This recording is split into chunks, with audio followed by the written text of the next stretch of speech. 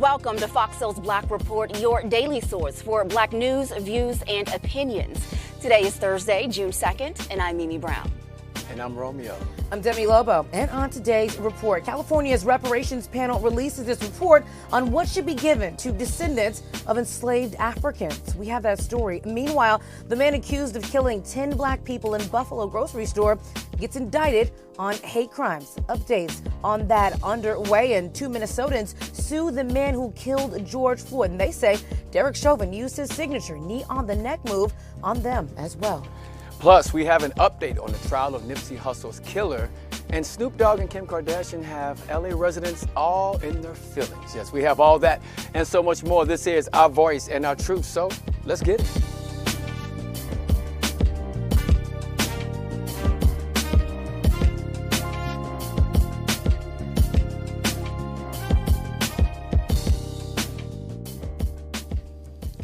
California's task force on reparations for African Americans is releasing a report detailing 170 years of state-sponsored discrimination. The 600-page report describes segregation, racial terror, and mistreatment of black people through housing policies as well as political oppression. The recommendations for reparations must include compensation, restitution, which accounts for stolen land or stolen wealth, stolen opportunities, rehabilitation, free education, free healthcare is examples. I'm not saying those are going to be the final recommendations.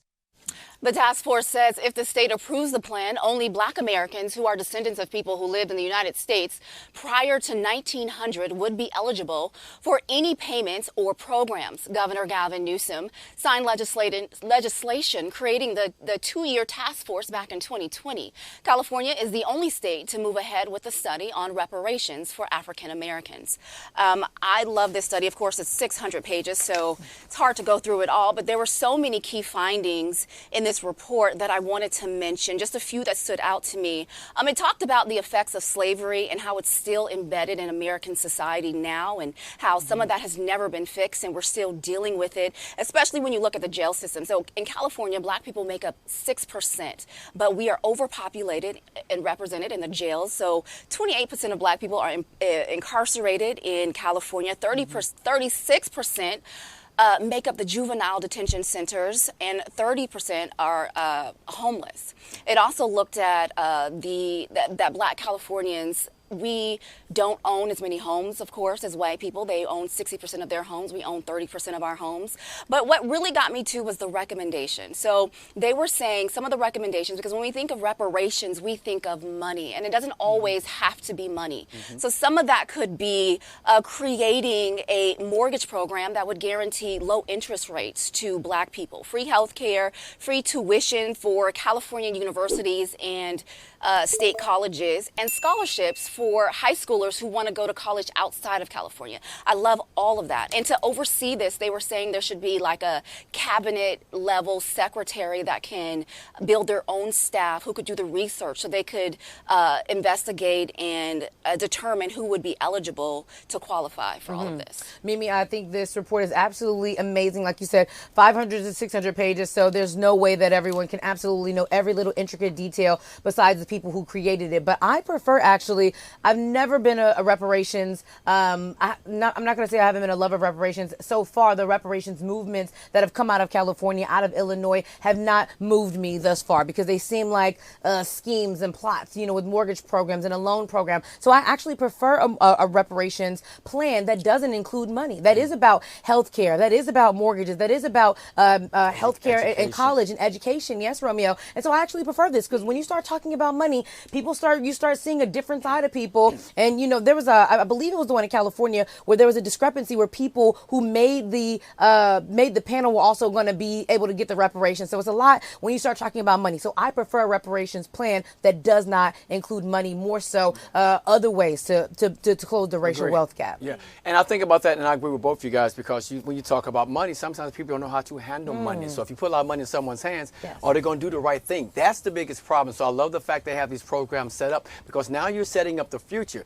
Also, when you talk about this, and we bring up this is the more and more we talk about reparations, but yet we still talk about how some schools don't want to teach you about the 1619 Project, things of that nature.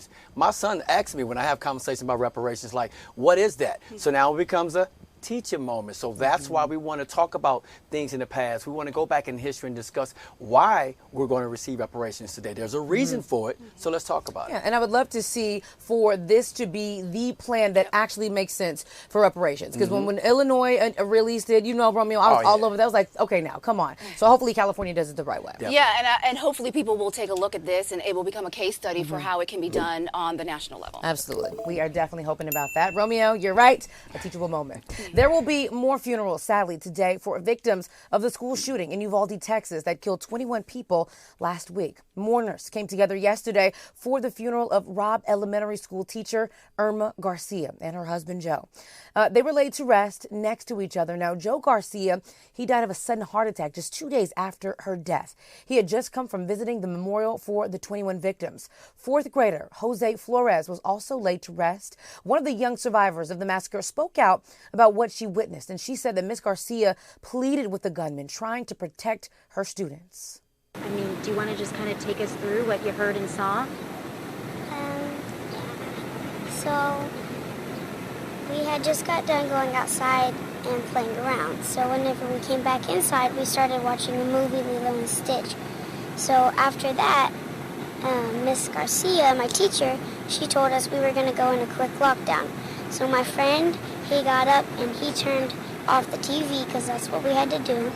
And right when she went out to find the key and lock the door from the outside, we heard gunshots. So me and my friends, we crawled over to a desk, and then when he got inside the school, he grabbed the door because my teacher didn't fully close it. She was right there, and he grabbed it from her right when she locked it. So she came down, she started guarding us, and my friend Amory, she started trying to call the police with her friend's phone, and when they did that, he started saying, you'll die, and my teachers, they were screaming, saying no. Well, Miss Garcia was, and he shot my friends and my teachers, and then after that he said good night, and he started shooting everybody.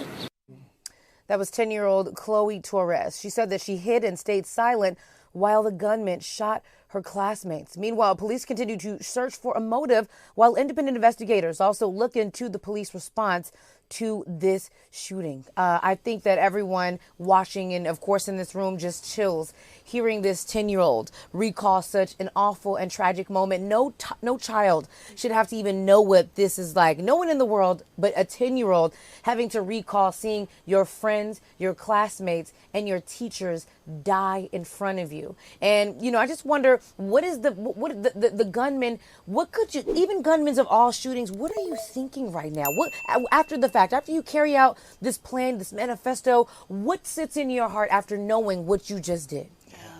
I think about, no, go ahead, Mimi. Well, first of all, the bravery of that 10-year-old to sit there and tell that story, that's something that's going to live with her, unfortunately, for the rest of her life. So we talk about, what do we do in this country? We have all these discussions. Now we're hearing there was a negotiator. We're hearing so many different things of what happened in Uvalde. It's kind of disturbing because we're really trying to lay these people to rest in peace, right? So now we're hearing about, we'll talk about later, the Tulsa situation where the guy had an AR-15 gun there. What are we going to do about the gun situation? What are we going to do about all these different stories that are coming up about what really happened in Uvalde that we can fix so it doesn't happen down the road? But once again, we're going to have to hear more of these stories in days to come because, unfortunately, there's more people that have to be laid to rest. Yeah, you're right.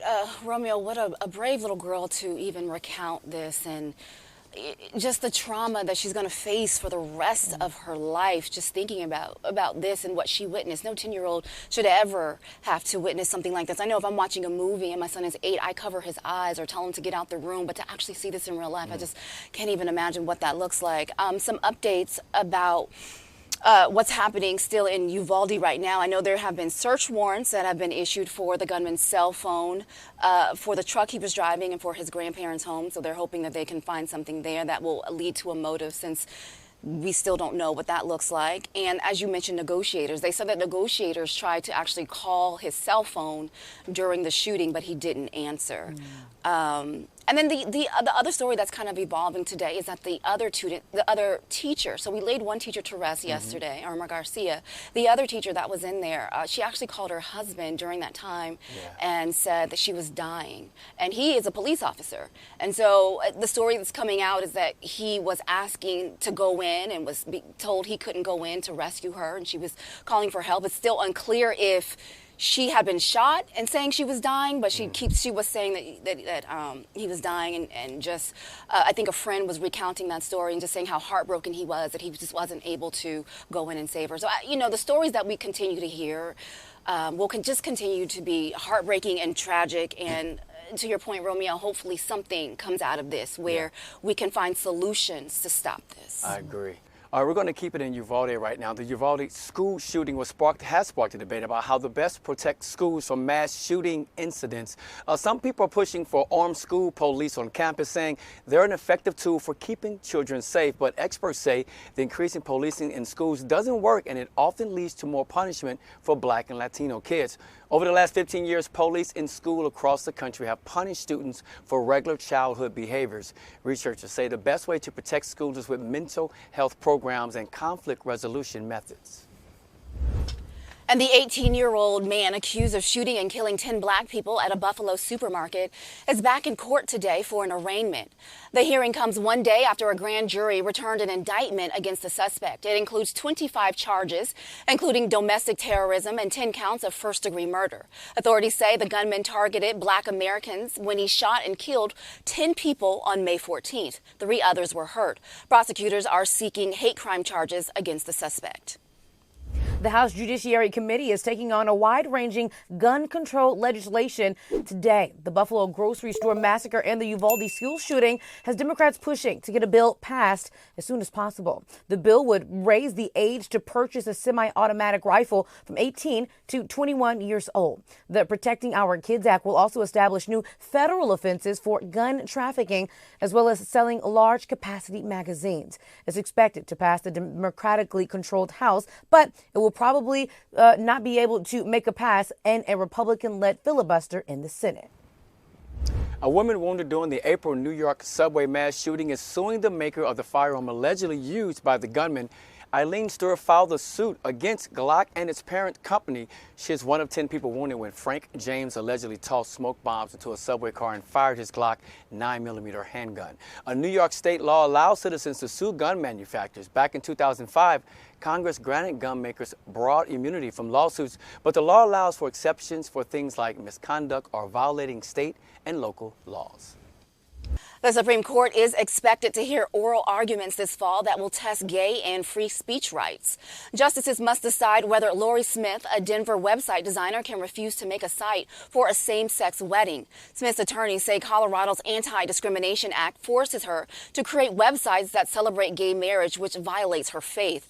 This case comes 4 years after a Christian baker, also from Colorado, took his First Amendment rights to the high court after refusing to bake a wedding cake for a same-sex couple. Colorado's public accommodation law protects certain groups from discriminating in a business setting. A week after his Senate primary win, Georgia Senate candidate Herschel Walker took time out of his schedule to do an interview with Killer Mike. Walker, who is being endorsed by former President Trump, says that Trump wasn't telling the truth when he claimed to have convinced him to run against Senator Raphael Warnock. President Trump never asked me, and I need to tell him that he never asked. I heard it all on television that he's going to ask Herschel, he's saying Herschel to run. President Trump never came out as Herschel, will you run for that Senate seat? Or Herschel run for this? He never asked. So I'm mad at him because he never asked, but he's taking credit that he asked. Before all this started coming about, my wife and I went with Pastor Tony Evans at Oak Cliff Bible Fellowship, and we went into prayer.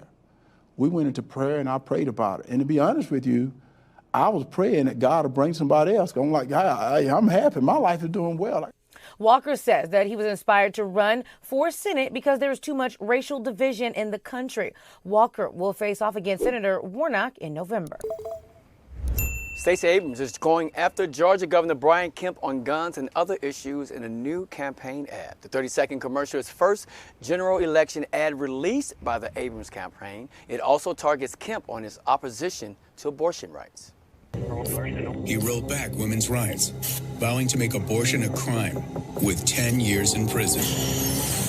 And while Georgians struggle, Kemp gave massive old-school tax cuts to himself and his ultra-wealthy friends. Just when we need to move forward, Brian Kemp keeps taking us back. The Abrams-Kemp race is a rematch of Georgia's 2018 gubernatorial race in which Kemp beat Abrams by 50,000 votes. And Baltimore's mayor, his city is suing a company that makes ghost guns. Mayor Brandon Scott says he has directed the city lawyers to file a suit against Polymer 80 Incorporated. The city's police department says the city is being flooded with the weapons that can be ordered in parts online and then assembled at home. The weapons don't have serial numbers, making them impossible to trace. Police officers say they've confiscated 20 times more ghost guns this year than in 2018. Louisiana Governor John Bel Edwards is vetoing a law that critics say would have taken advantage of low-income people in the state. Senate Bill 381, which was sponsored by state Republicans, would have allowed payday loan companies to charge as much as 100% interest on installment loans of up to $1,500. The governor says that he killed the bill because it would have inflicted undue hardship on low-income people in the state. Maintenance fees on a loan of $1,500 would reach as high as $195 per month. I was really happy that we added this story in today because I was a victim of payday loans for a while, some years back. And so there's a story that shows the disparity of the marketing in black communities of payday loans. There's also a ratio that says about black people constitute 23% of payday loan users. So we're a large chunk of people that are using payday loans. And so I'm happy because this is not okay. Because in California, I think you can only get about, there's a max of like $300 or $250 or something like that. It's a very small amount. $1,500 would be such a high amount for people that you would never be able to pay it back. Never be able to pay it back. Absolutely. And this not only affects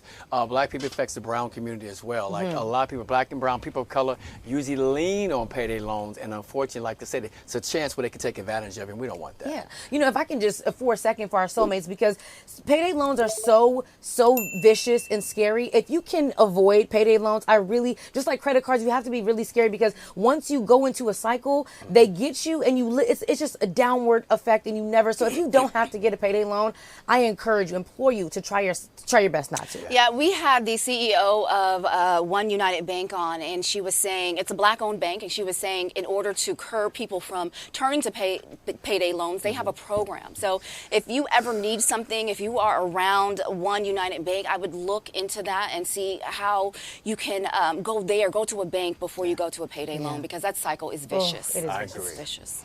All right, well, the family of a man who yelled he couldn't breathe before he died in jail has reached a $3 million settlement with the North Carolina County. John Neville died back in 2019. This is a video of jail guards who placed him in a restraint chair with a mesh hood. His family said Neville's civil rights were violated when officers and a nurse ignored his medical distress when they pinned him to the mattress as he yelled out 20 times he could not breathe. A North Carolina jury indicted Michelle Huggins with involuntary manslaughter, but in April, a grand jury refused to indict the 5 officers involved. And 2 Minnesota residents are filing federal civil rights lawsuits against the former cop who killed George Floyd and the Minneapolis Police Department. John Pope Jr. and Joya Code say Derek Chauvin put his knee on their necks in arrest during 2017. Pope, who was 14 years old at the time, says Chauvin subjected him to excessive force during a domestic assault report. Meanwhile, Code says the former cop kneeled on her neck after she allegedly tried to strangle her mother. Now, both lawsuits claim racism, as Pope and Code are black and Chauvin is white. Chauvin is currently serving 22.5 years in prison for killing George Floyd. He's also awaiting sentencing on federal civil rights violations. A U.S. Senate candidate who is trying to beat Rand Paul this fall is wearing a noose around his neck in a new campaign commercial. Democrat Charles Booker's ad is highlighting the nation's history of lynching and Paul's refusal to support a 2020 bill to make it a federal crime. But the ad does not mention Paul voted for an updated Emmett Till anti-lynching bill, which passed this March. Paul did hold up the 2020 version of the bill from being passed. Booker's ad also calls out the senator who once compared expanded health care to slavery. A Wisconsin deputy sheriff won't face charges after killing a man he found sleeping in his car in a park. The same deputy has killed 3 people in a 5-year span. 2 court-appointed prosecutors declined to charge Joseph Mensah in the 2016 fatal shooting of the man in the park. They say they didn't think they had enough information to beat a self-defense argument put up by Mensah's lawyers. Mensah's attorneys say the victim pointed a gun at the deputy. That's why Mensah shot him. The special prosecutors spent months reviewing the case. They say they consulted judges and even conducted a mock trial. A spokesperson says ethical considerations prevent prosecutors from charging cases they know that they can't prove beyond a reasonable doubt. All right, soulmates, we are just getting started on this Friday Eve, and coming up, the message Dr. Fauci is giving back to Americans who haven't gotten a booster as he grows fearful of the rise of COVID cases. And adding sugar to your coffee might not be as bad as you think, according to health benefits that were just revealed. We're going to talk about that next right here on Fox Soul's Black Report.